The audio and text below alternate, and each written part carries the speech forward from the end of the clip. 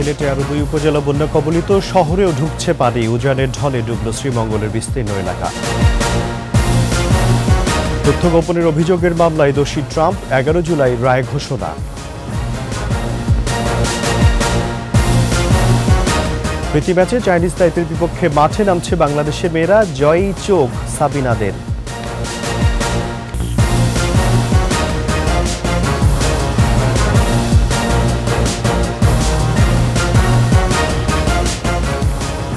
শুনছিলেন first security ইসলামী bank PLC সংবাদ শিরোনাম। আমন্ত্রণ দুপুর 12টার 21 সংবাদে, সাথে আছি রাজিউর রহমান। দর্শক, 21 টেলিভিশনের সংবাদ একই সাথে সরাসরি দেখতে পাবেন আমাদের ফেসবুক পেজ www.facebook.com/2124online। সিলেটের বন্যা পরিস্থিতির আরও অবনতি হয়েছে। নতুন করে প্লাবিত হয়েছে আরও 2 উপজেলা। এদিকে উজানের ঢলে প্লাবিত হয়েছে মৌলভীবাজারের শ্রীমঙ্গলের নিম্নাঞ্চল। নতুন করে কুশিয়ারা অববাহিকার জনপদ জকিগঞ্জ ও বিয়ানীবাজার উপজেলার কয়েকটি ইউনিয়ন বানের জলে প্লাবিত হয়েছে। এ নিয়ে জেলার 6 উপজেলার 42টি ইউনিয়নের 5 লক্ষাধিক মানুষ বন্যায় কবলিত। সিলেট, শালুটিকর, গোয়াইনঘাট এবং হরিপুর গাছবাড়ি সড়ক পানিতে তলিয়ে যাওয়ায় ব্যাহত হচ্ছে যোগাযোগ। বন্যার পানি ঢুকতে শুরু করেছে নগরীতেও। নগরীর তালতলা এলাকায় ফায়ার সার্ভিস স্টেশন সহ কয়েকটি সরকারি অফিস ও মার্কেটে পানি ঢুকেছে। 4টি পয়েন্টে বিপদ সীমার উপর দিয়ে বইছে 3 নদীর পানি। অন্যদিকে বৃষ্টি ও উজানের ঢলে বিভিন্ন ছড়ায় পানি বেড়ে প্লাবিত হয়েছে শ্রীমঙ্গলের সবুজবাগ ও রূপপুর সহ বিভিন্ন এলাকা। পানিবন্দী হয়ে পড়েছেন কয়েক হাজার বাসিন্দা।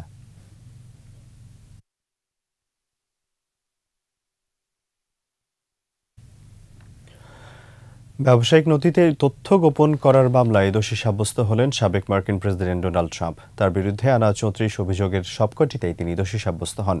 নিউ ইয়র্কের একটি আদালত এই রায় দেন।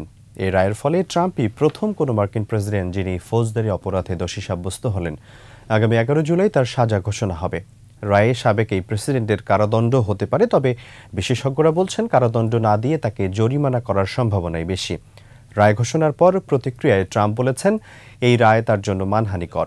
তবে এ বিষয়ে ম্যানহাটনের ট্রাম্প টাওয়ারে আনুষ্ঠানিক সংবাদ সম্মেলন করবেন সাবেক এই প্রেসিডেন্ট। এই রায়ের ফলে আগামী নির্বাচনে কী প্রভাব পড়বে তা এখনও স্পষ্ট নয়। তবে বাইডেনের প্রচার সেল বিবৃতি দিয়ে জানিয়েছে আদালত কক্ষে নয়, ব্যালটের মাধ্যমেই ট্রাম্পকে হারাতে চান তারা।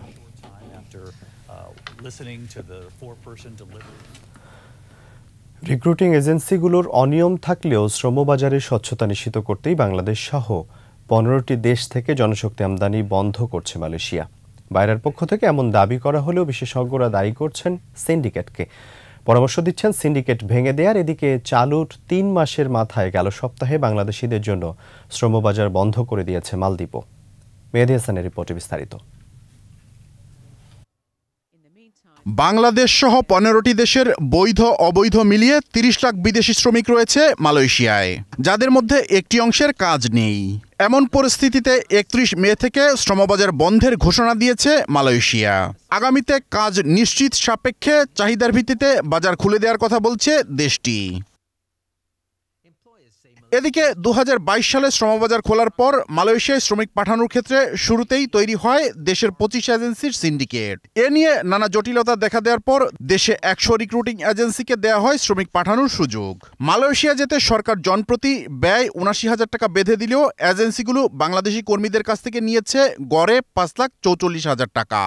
যুক্তরাষ্ট্রভিত্তিক 5টি আন্তর্জাতিক সংগঠনের এই অভিযোগ অস্বীকার করছে না বাইরা। বলছে শুধু বাংলাদেশ নয়, শ্রমবাজারের সার্বিক স্বচ্ছতা নিশ্চিত করতেই জনশক্তি আমদানি বদ্ধের সিদ্ধান্ত নিয়েছে মালয়েশিয়া। ওরা সার্ভে করবে যে কোন সেক্টরে কত লোক আছে, কোথায় কোনো প্রবলেম আছে কিনা, যেগুলো প্রবলেম আছে ট্রাবল শুট করা, তারপরে নতুন করে কোন কোন সেক্টরে তাদের নতুন রিকোয়ারমেন্ট আছে, তখন তারা নতুন করে একটা পলিসি নির্ধারণ করবে কোন কোন দেশ থেকে নেবে কিংবা কোন সিস্টেমে নেবে, এটাকে রিভিউ করবে। এটা কিন্তু বাংলাদেশের জন্য বন্ধ করেনি, এটা টোটাল ওদের ফরেন ওয়ার্কার সিস্টেমটাই ক্লোজ।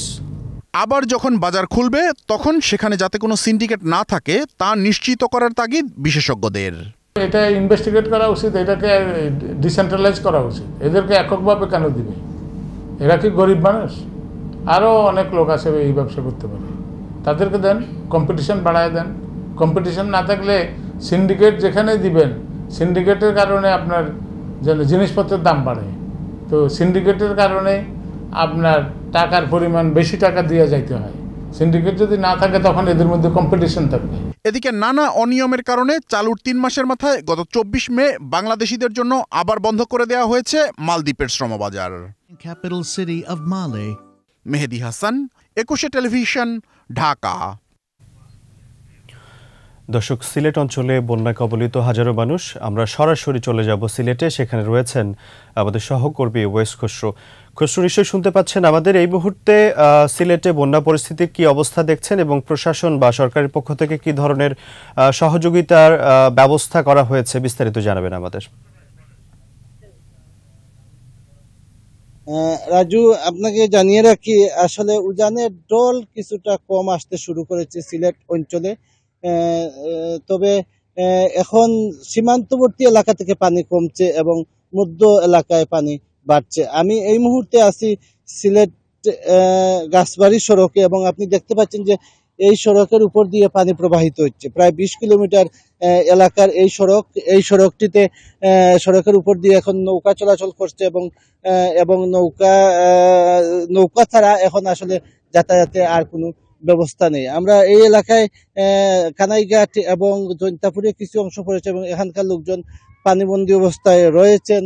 তবে প্রশাসনের পক্ষ থেকে বেশ কয়েকটি আশ্রয় কেন্দ্র এখানে খোলা হয়েছে এবং প্রশাসনের কর্মকর্তারা আমাদের জানিয়েছেন যে এইসব আশ্রয় কেন্দ্রে এখন পর্যন্ত শুকনো খাবার দেওয়া হচ্ছে এবং আজকে রাত থেকে হয়তো তাদের মধ্যে খিচুড়ি রান্না করে দেওয়া হবে। তবে বেশিরভাগ বাড়িঘর এখনো পানির উপরে রয়েছে। এ কারণে স্থানীয়দের পক্ষ থেকে আশ্রয় কেন্দ্রে থাকা লোকজনকে সহায়তা করা হচ্ছে। আমি আপনাকে জানিয়ে রাখি, সিলেটে বৃষ্টিপাত কিছুটা কমেছে। এ কারণে সিলেটের এই অঞ্চলগুলোয় বন্যা পরিস্থিতি উন্নতি হচ্ছে। এখনো রাস্তাঘাটে পানি রয়েছে। আমি জেনেছি যে গোয়াইনঘাট এবং জৈন্তাপুরের বেশ কিছু এলাকায় পানি রয়েছে। নতুন করে সিলেটের জকিগঞ্জ এবং বিয়ানীবাজার এলাকা প্লাবিত হয়েছে এবং এসব এলাকা নদী তীরবর্তী এলাকাগুলোতে আজকে প্রশাসনের পক্ষ থেকে সেখানে সফর করা হবে। প্রশাসনের কর্মকর্তারা জানিয়েছেন যে নতুন এলাকা প্লাবিত হচ্ছে, সেসব এলাকায়ও তারা ইতিমধ্যে আশ্রয় কেন্দ্র খুলেছে। ৫৭৬টি আশ্রয় কেন্দ্র সর্বমোট সিলেটে খোলা হয়েছে এবং সেখানে প্রায় ৪,৫০০ লোক রয়েছে এইসব আশ্রয় কেন্দ্রে। যদি নতুন এলাকা প্লাবিত হয় সেখানেও তারা আশ্রয় কেন্দ্র খুলবেন বলে প্রশাসনের কর্মকর্তারা আমাদের জানিয়েছেন। এই ছিল আমার কাছে রাজু সিলেটের বন্যার সর্বশেষ খবর। ওয়েস, ধন্যবাদ আপনাকে। দর্শক, সিলেট থেকে বন্যা পরিস্থিতির সর্বশেষ পরিস্থিতি জানাচ্ছিলেন সহকর্মী ওয়েস খসরু। খেলার খবর। আন্তর্জাতিক প্রীতি ফুটবল ম্যাচে মাঠে নামছে বাংলাদেশের নারী দল। চাইনিজ তাইপের বিপক্ষে সাবিনা সানজিদাদের ম্যাচটি শুরু হবে সন্ধ্যা 6:45টায়।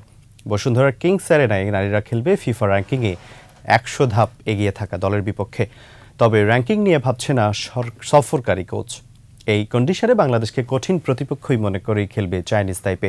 ম্যাচ পূর্ববর্তী সংবাদ সম্মেলনে তিনি বলেন, চলতি বছর তাদের প্রথম কোনো আন্তর্জাতিক ম্যাচে কঠিন লড়াই অপেক্ষা করছে। এদিকে জয়ের ব্যাপারে আত্মবিশ্বাসী বাংলাদেশও।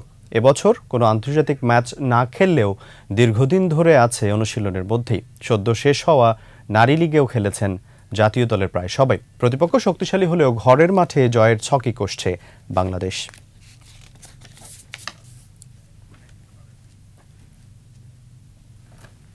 মেয়েরা গুছিয়ে খেলতে পারবে সেটাও একটা ব্যাপার, এবং হোম ফিল্ডে খেলা, ক্রাউডও থাকবে অনেক।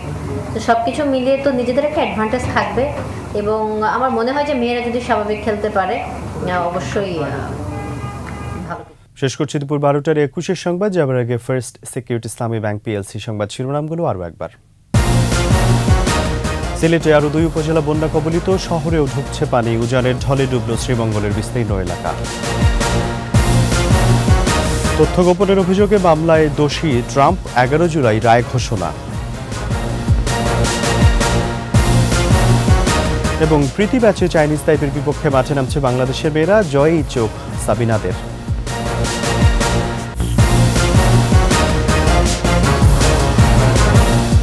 সর্বশেষ খবর জানতে ডায়াল করুন 2021 নম্বরে আর ভিজিট করুন 21-tv.com এই ওয়েবসাইটে। এছাড়া ফেসবুকে ভিজিট করতে পারেন facebook.com/2124 অনলাইনে। এতক্ষণ সাথে থাকার জন্য ধন্যবাদ। পরবর্তী সংবাদ দুপুর 2টায় দেখার আমন্ত্রণ রইল। 21-এর সাথেই থাকুন।